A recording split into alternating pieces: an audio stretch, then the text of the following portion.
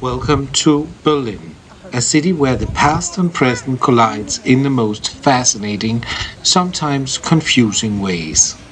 I'm the Nerdy Traveler, and today we are starting our walk at Alexanderplatz, right under the Weltzeituhr, the world time clock that's been spinning since the Cold War. From here we'll wander through Berlin's historic heart, meeting emperors, artists and even guards of the sea, before ending in one of the city's most moving memorials, the Neue Wache. So, curiosity packed, let's get nerdy in Berlin.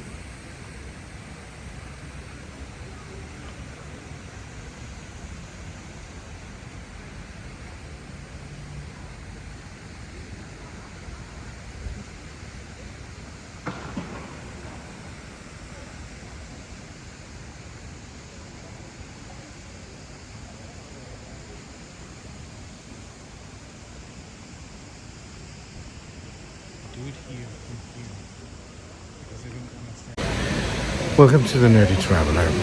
Today we will take you on a trip through the Berlin Mitte. This is going to be a trip that will, let us say, give you some good advices if you want to go on a trip in yourself in Berlin to see all the places that you have to see.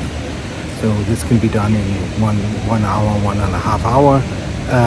Here in Mitte, and then we would suggest you to take the 100 bus from where we end to Zoological Garden, and then take maybe an hour in that area, which we will bring in another time.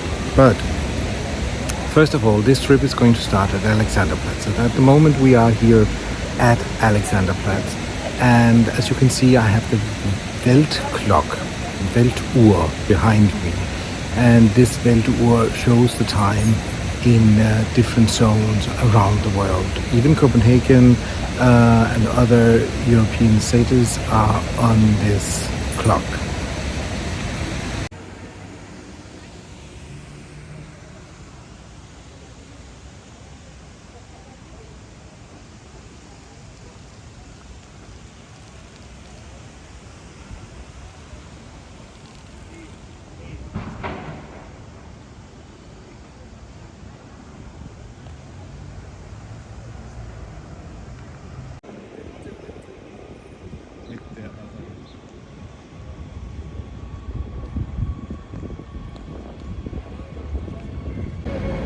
So this we are standing with now is the Fernsehturm. So as you can see, this is a very famous tourist attraction. I would recommend you to order your tickets online before you come, or the queue can be a little long. But this is also pretty expensive. It's, I think, around 18 to 20 euros to get up there. You can eat up there. It's a revolving restaurant, but the food is not, it's not super, they just changed, so I haven't been there, but last time I was there it was not super recommended. So we will go and test it at a certain point, and then we can let you know if it's more better now. Good. Now, to move on, you just walk straight under the Alexanderplatz station, and then we will come to our next point of being. So you just walk straight towards the Rotes Rathaus. That's one of the things that you just do here now.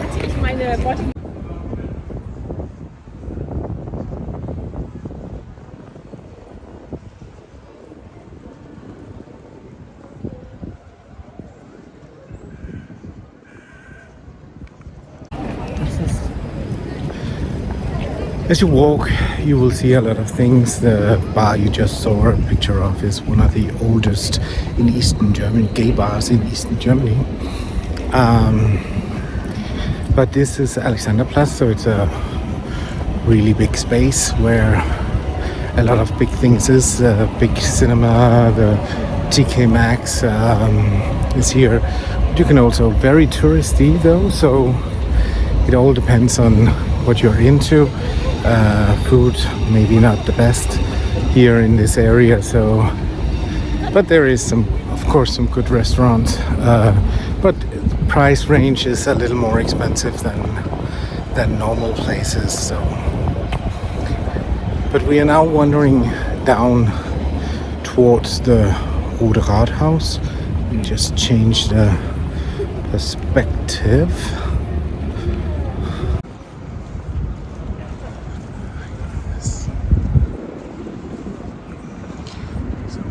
This is Rode Rathaus as we are passing down, so just walk down this way.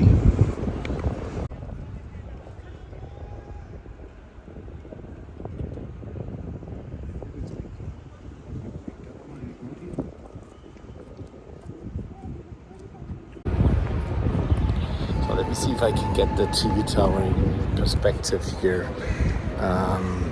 With me in it also. Here's the TV tower, as you can see. One of the tallest building in Berlin. So it's a little, it is a big, and you have a really good view up there, but that's about all that you have. So it's all. But on the other side we have, and I will now turn around. Here, Rodes Rathaus. Now, Rodes Rathaus, it's not named as Rodes Rathaus because of certain party colors. It's named Rodes Rathaus only because it is red. So, that is approximately why. So, but as you come down here to, on this sort of corner here, you have this sort of corner where you cross over into the park. There's a park here behind. You cross over there, and then you will get to one of Berlin's famous fountains, and there's also a good view around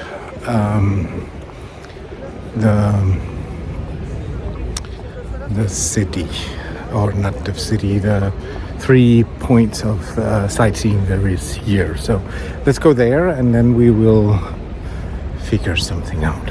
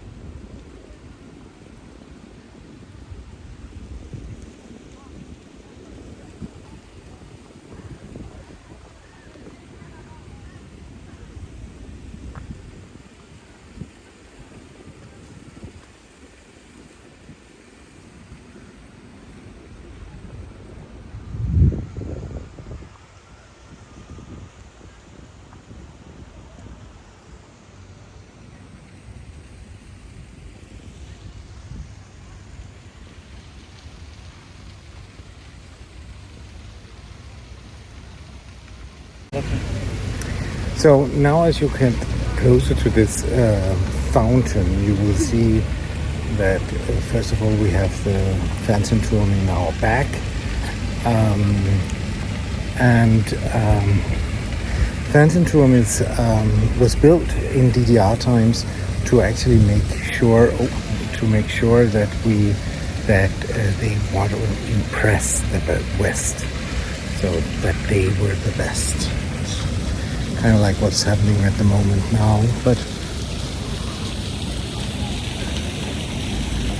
this is Fernsehturm. Now Alexanderplatz will change a lot, especially where the Weltzeituhr was, because 5 skyscrapers will come up there in the next couple of years. So Alexanderplatz here, as you see it now, will change a lot in the next couple of years. But now we are here in front of the fountain. So let me see if I can get that into perspective. It's there. It's the Neptune Brunnen, or Neptune Fountain as it's called. It's made by Bergas, and Bergas did this amazing piece of sculpturing. The 4 ladies sitting on the fountain's corners are all representing German rivers, and this was standing in front of the castle before in old times, and now it's been moved here. And I think it's found its permanent place here. I don't think it's going to be moved from here at the moment anyway.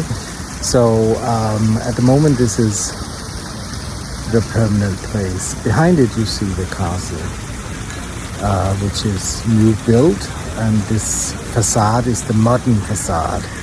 Why that is, we will go a little closer to the castle from this side, and I will tell you a little bit more about it.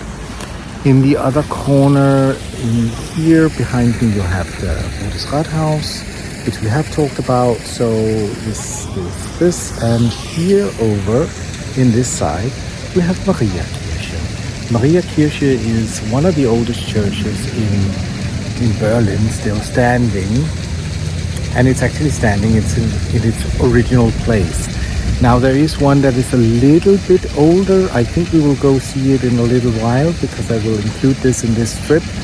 But that is also not functioning anymore as a church. And that's one of the things. The second thing is that Mariakirche is famous for one of its paintings, which is the Dance of the Dead, which is a wall mural painted in there, which you should go see at some point. So this is enormous famous. But I will take you just around the fountain. Let me just show you the fountain. This is one of Berlin's most dramatic fountains, the Neptunbrunnen, designed by Reinhold Bergas and unveiled in 1891.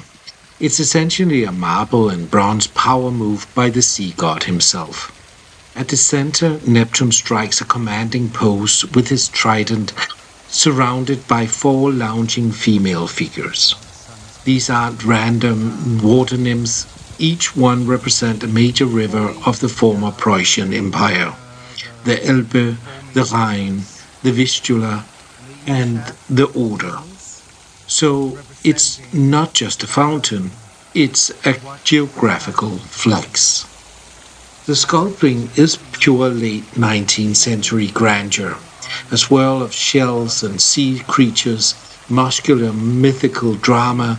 On a sunny day, the water catches the light beautifully. On the winter day, the whole scene feels like Neptune is just slightly judging you for not ruling your own empire. Either way, it's one of those spots where Berlin's art, history and mythology meets in a single, very photogenic splash zone.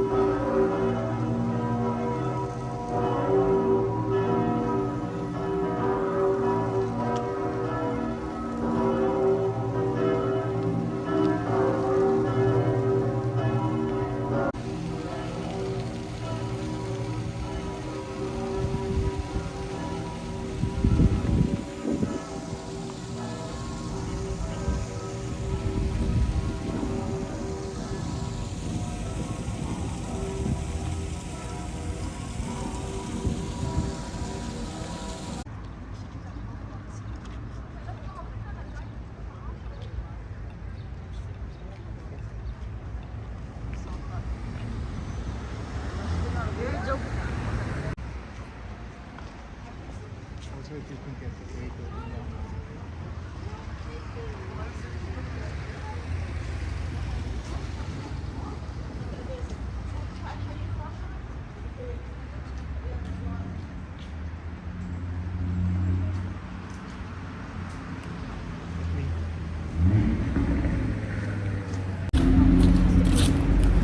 So here is the other side of Rotes Rathaus, and it's red all around.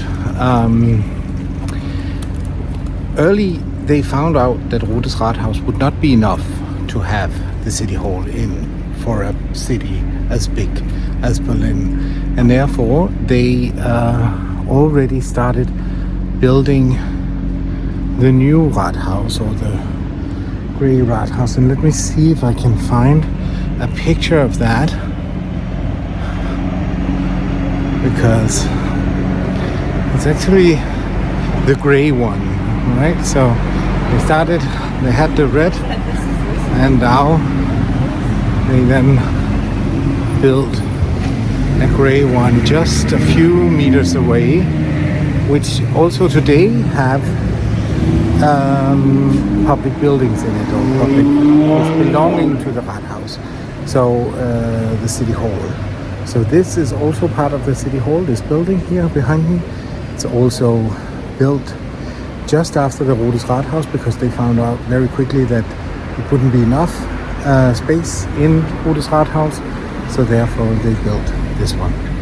Now we will go into Nikolai Viertel, and Nikolai Viertel is all built up. It's built up and that's why it all looks antique in this concrete sort of way.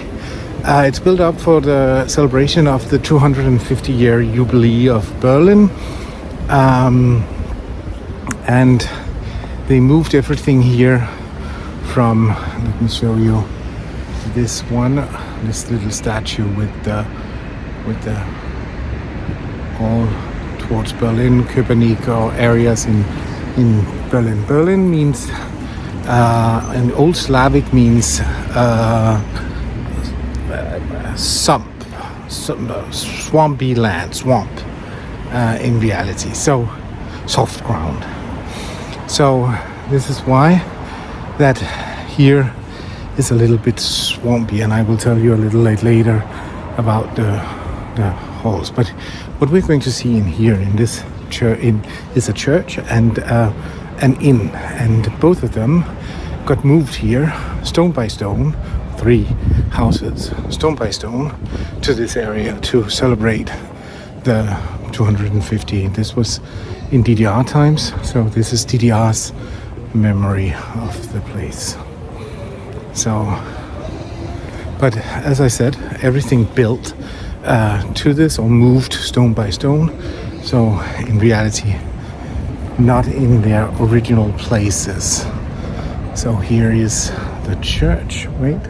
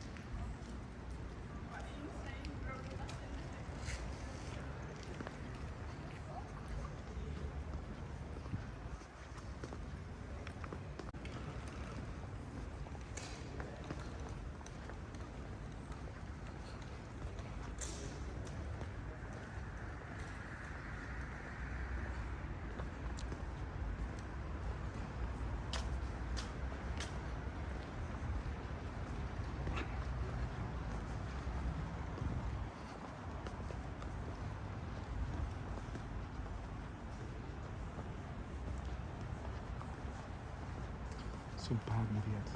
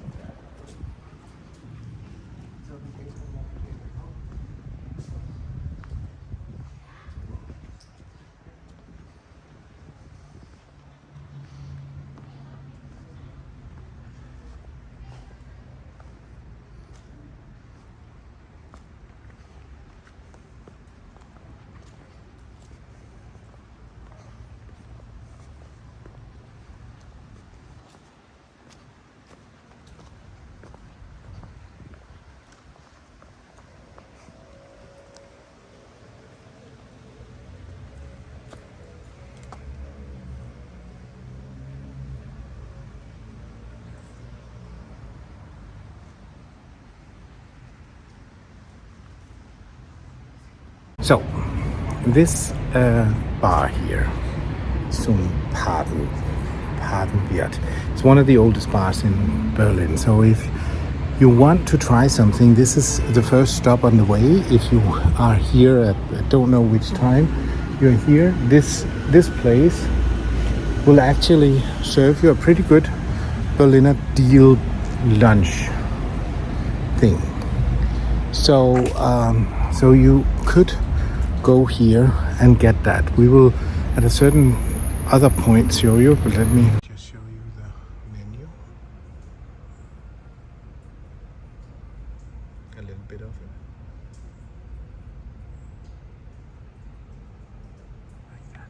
it. So the idea is that this place is built up like a little part of Berlin, an area of Berlin where all is pretty and old. It's built up, as I said, of the 250-year-old fire of Berlin. So it's built around the church. There are two fairly okay museums here. It's the Palais, which we are going to now, and the Knoblauchhaus. Knoblauch is garlic house translated, but it's not about garlic. It's about a family called Knoblauch. So this you also need to know. So of course that Knoblauch just means a family Knoblauch that lived in this house, and it represents in reality what they showed. But it's, if we go through here, I think I love this area because it's a small area of kind of old houses built up. And if you just one moment, so here you have the Palais. It's here in front of me, and this palais is now a museum, but more in the art museum. Knoblauchhaus is a historical museum, so that's much more in a different way. But let's go see the Knoblauchhaus, because that's over here.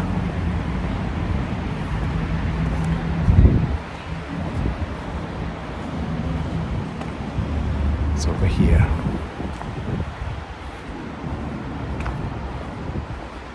This is an auction house.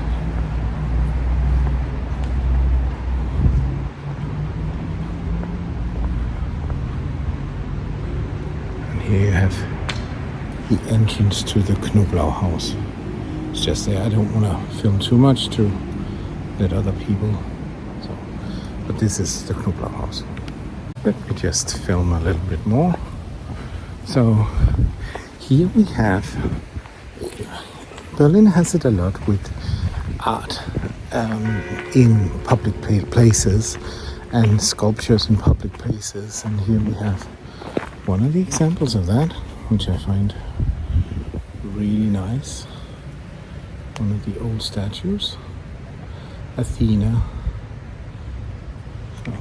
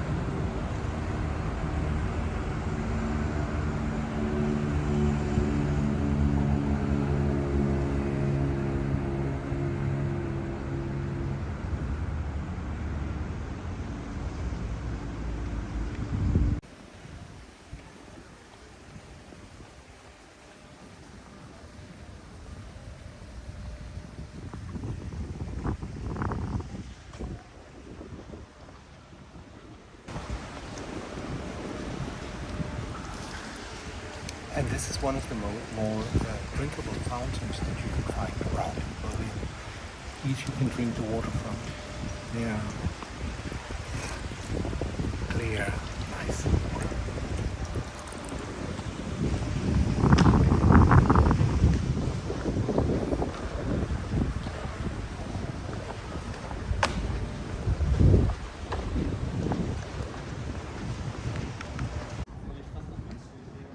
This is a British statue.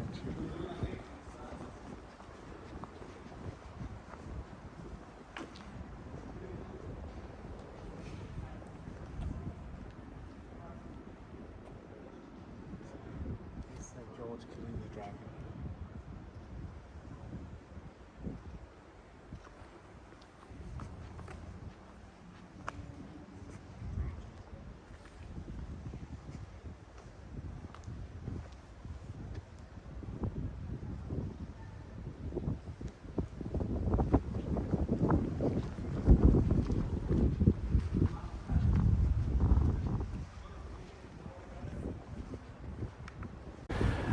So this is the St. George killing the dragon legend. It's more, can we say, British, but here it is in the middle of Berlin, across from the public library on the other side of the river here. This is one of the things, but this is a very amazing statue. As we talked about the art in the city, right? So the city is one of the places where you see this. So now when we walk down to the river, and then we will make our way.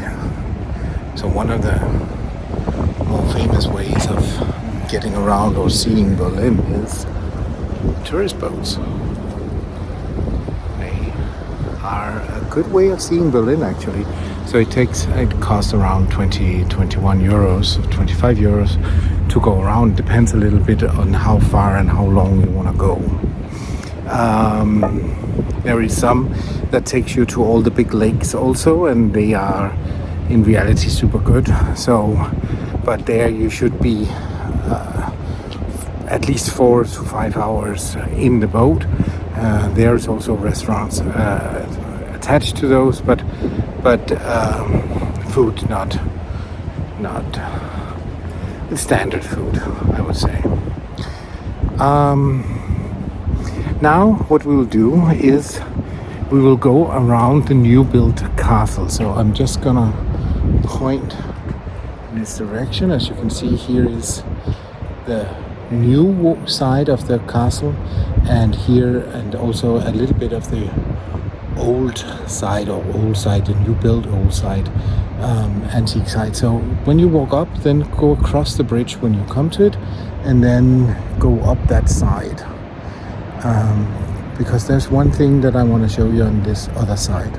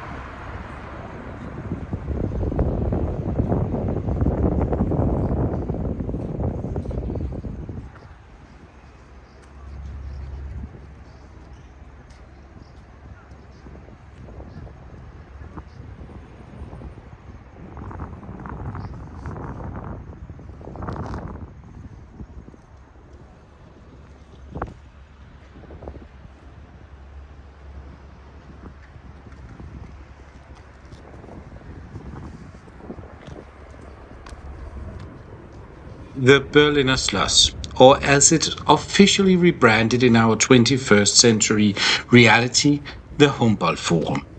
At first glance, you might think that this is a century old royal palace that somehow survived Berlin's turbulent history. Spoiler alert, it didn't. The original Baroque palace stood here for over 500 years until it was badly damaged in World War II. And let's just say the East German government didn't feel particularly sentimental. They demolished it in 1950 and replaced it with the Palace of the Republic, which in turn was demolished after reunification. Yes, Berlin has a commitment issue when it comes to buildings. Fast forward to 2020, and here we are. The reconstructed Schloss, looking like it's been here forever, but hiding a modern cultural center inside. Step inside and you'll find exhibitions on world cultures, art from across the globe, and a surprisingly contemporary interior behind all that Baroque splendor. Whether you're here for the architecture, the anthropology, or just feel like royalty for a hot minute, the Schlosses prove that Berlin's past and present are in a constant conversation. Sometimes awkwardly, but always fascinating.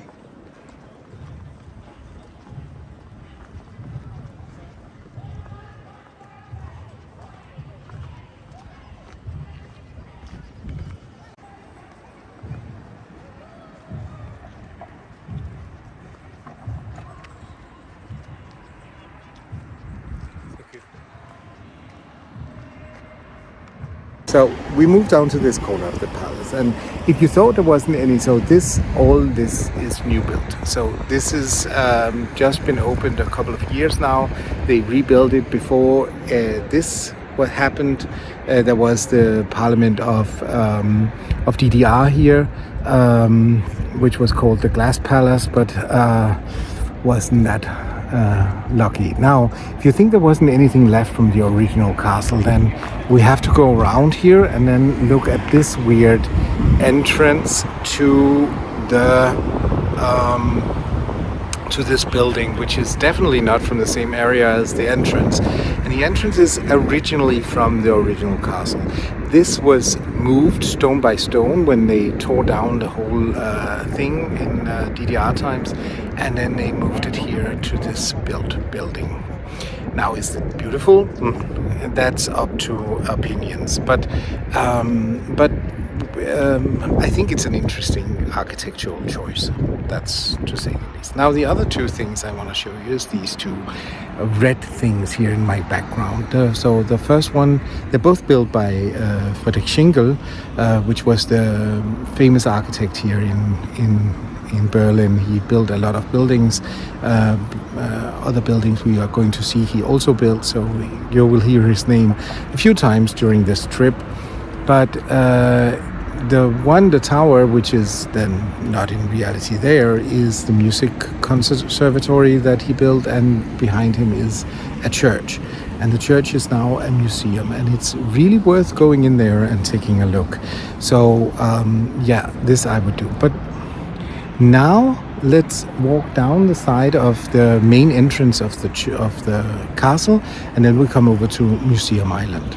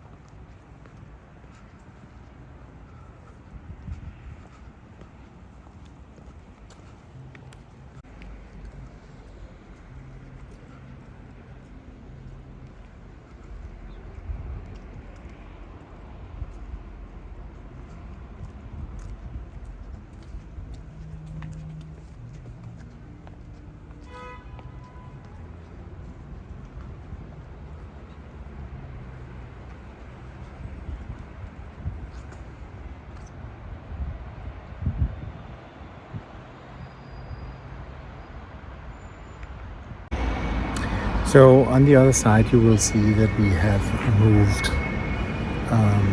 Here you have the church behind me. The church behind me is Berliner Dom. That's was the normal church for the Hohenzollern, who is the ruling family here in Berlin and Preußen, and they are also buried underneath it.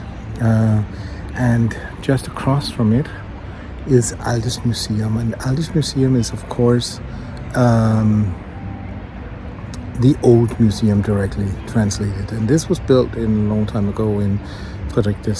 He was a king who believed in education, and this before it was the Schlossgarten, and this he made into a botanical garden with carrots and potatoes and stuff like that, to show the exotic plants of the time. Now, Museum Island has 5 museums now, and 7 museums now, with the building of Humboldt Forum or the Schloss, so the Berliner Schloss. There is 3 museums in there, and then you have Altes Museum, you have Neues Museum, you have Busiest Museum, and you have the Altes Nationalgalerie, and you have Simondach, which is the central entrance. So, and then you of course has Berliner Dom. You can pay money, around 20 euros, I think 15 euros or something it costs to get up to walk underneath the Angel's Foot on the roof, just in the start of the dome there. The church itself is amazing inside, and also the catacombs is amazing, and I have also been up. You have to walk up a lot of stairs, so you have to be ready to do that, of course. This museum is now for the old historical museum things, and Neues Museum has for example, Nefertiti in it, so the Egyptian collection. The Pantheon is also here, it's under rebuilding. Buddhist Museum has religious art, and Altes Nationalgalerie has old famous painters and the collection of the Berlin art. There is also a Neues gallery, but this we will not see today. But this is what you can see here at Museum Island, and it's this, if you're going to invest time in these museums, I wouldn't think one day would be enough.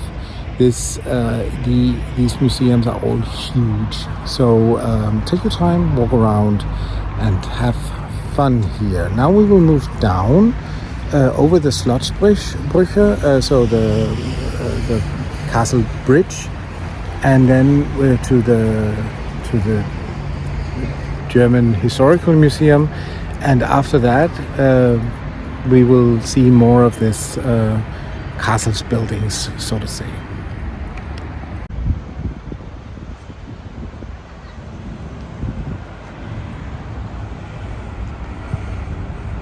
They built this little hidden street here, you can say, or garden here, as you can say, as a reminiscence of the Schlossgarten. This is kind of a hidden spot here in Berlin, in open site. You can come here and take some amazing photos of the buildings, but also with trees and green all around you, even the Fernsehturm, as you can see.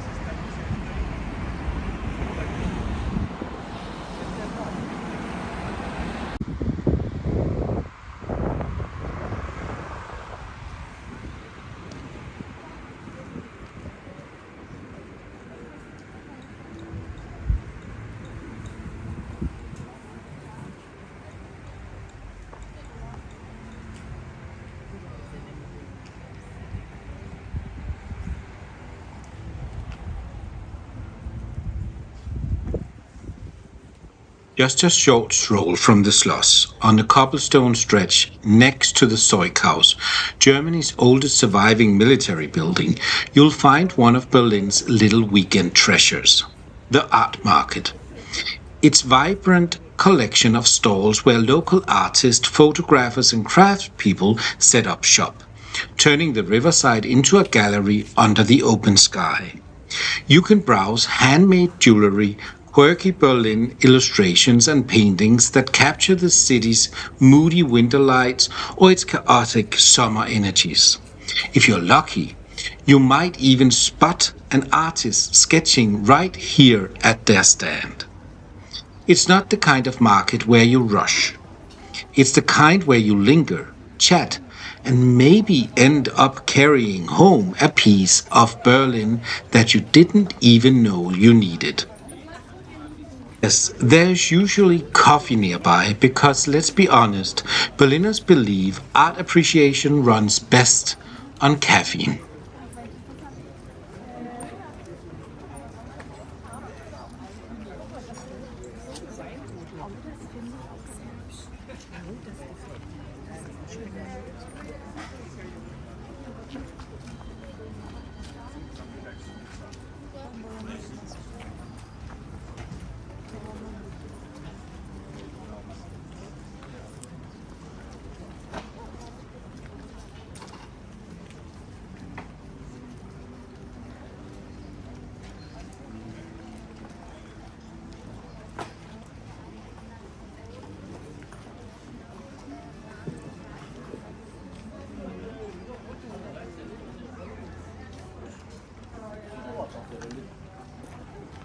Pink.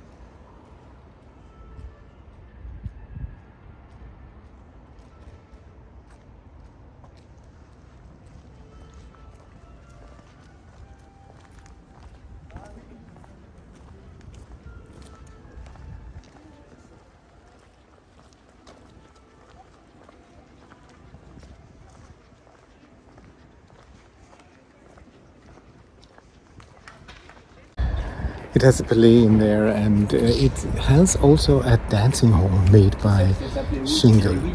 But as we talked about here before, we were talking about the German Historical Museum, and here we are.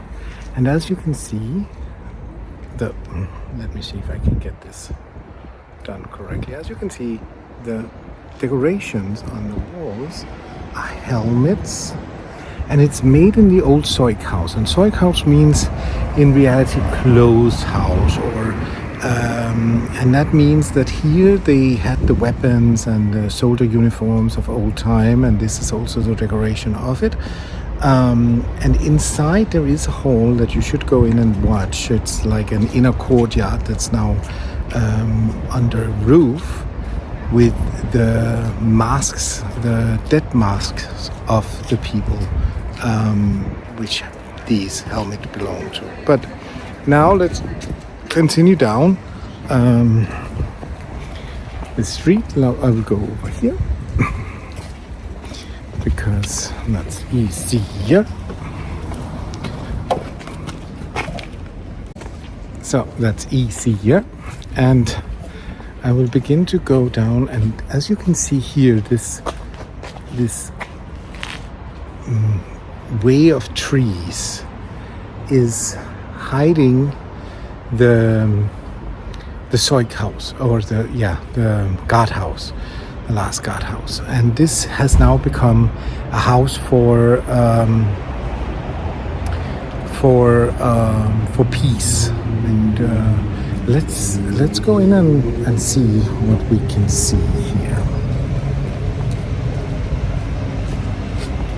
So this place, while we are walking next to the new entrance of the Deutsche Historische Museum and the old Zeughaus building, and then let me cross over. Yeah, so this is old Berlin, and soon we will stop the trip here, and then we will continue. And of course, old Berlin is also Mitte, so this is all that you need to see in Mitte. So just to continue the castle experience, you have down here the white building. Just here is the Kronprinzenpalais. And now it's a company that owns it. It's Berlin Foundation that owns it. So, and you have the Kronprinzessenpalais here. On the other side, you have the freestanding opera. We will go there in a little while. There's a whole story around that. And then you have here Neue Wache. Neue Wache is new building. So let me see if I can get this more in details for you.